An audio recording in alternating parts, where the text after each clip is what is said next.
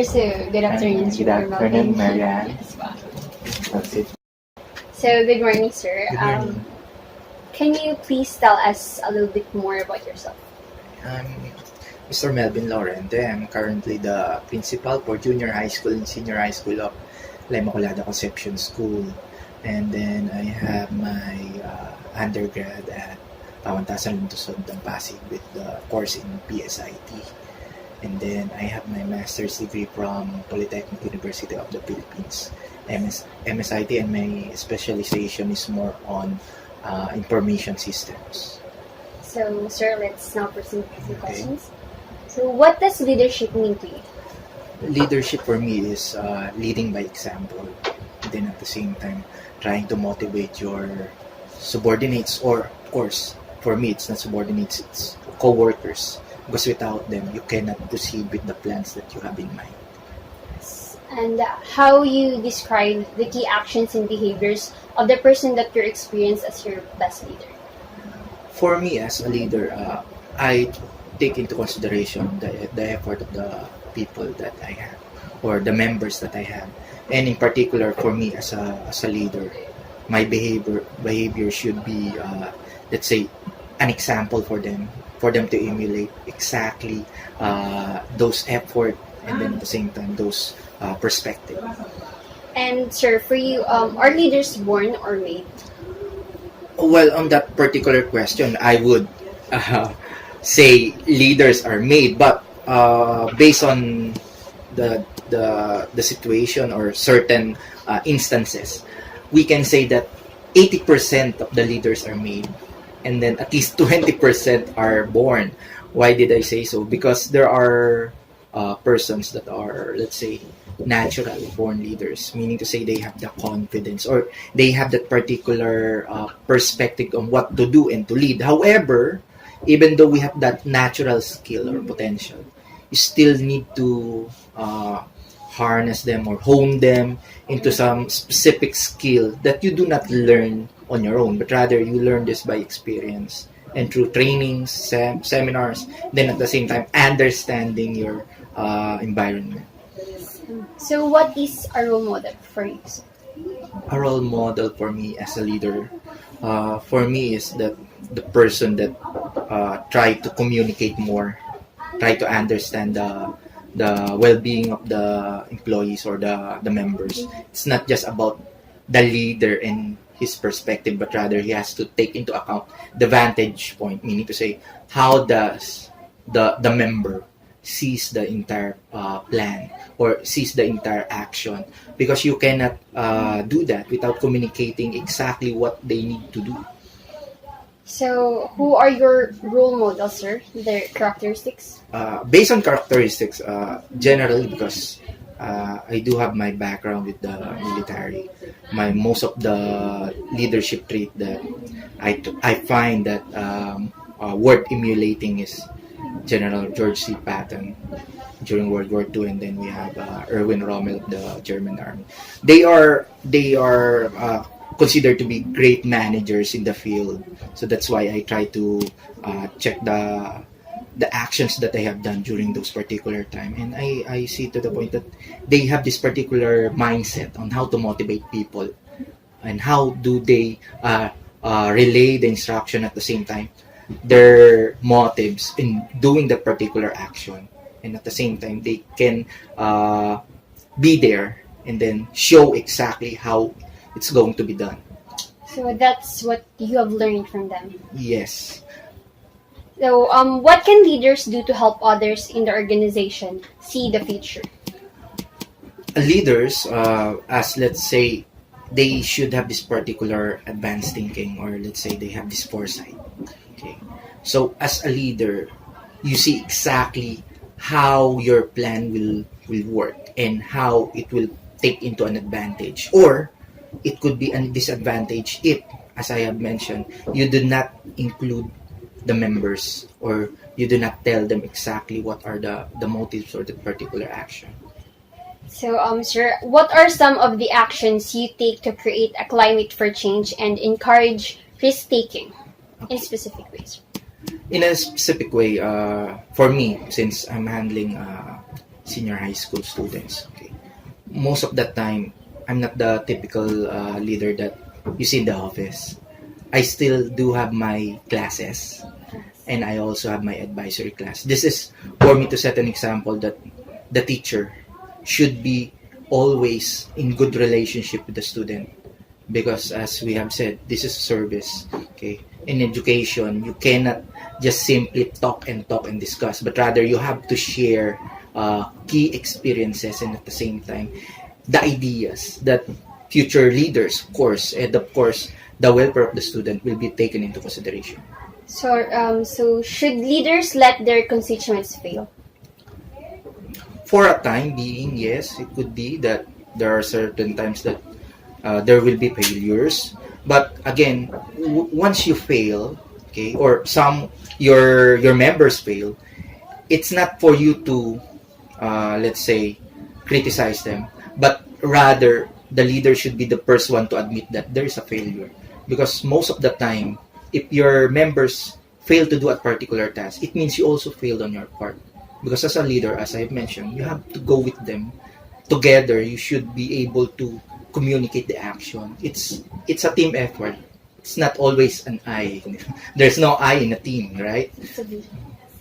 So how can leaders create a climate of trust and facilitate relationships among people in a work team? In a working area, in a working environment, you have to be honest. Okay. First of all, communication is the key. You have to talk with them, try to get along with the things that they are doing, or be present, especially in times that they need your advice or guidance. And then you don't let them down, or you don't discriminate them, or you don't try to criticize them, ridicule them, especially in front of other people. It has to be let's say tender loving care, or what we say in the with the students. We are not the enemy. Okay, we are a team. So the same with the subordinates. You don't treat them as just your what call this one, followers that do whatever you ask of them to do, but rather you try to tell them that we together will be able to do this. Yes. So what are the three things that can be done to improve in each leadership practice? Okay. First one is patient. Patient. Why patient? Because not everyone, okay, in our world today, in the business industry, not everyone could be that let's say multi-skilled person.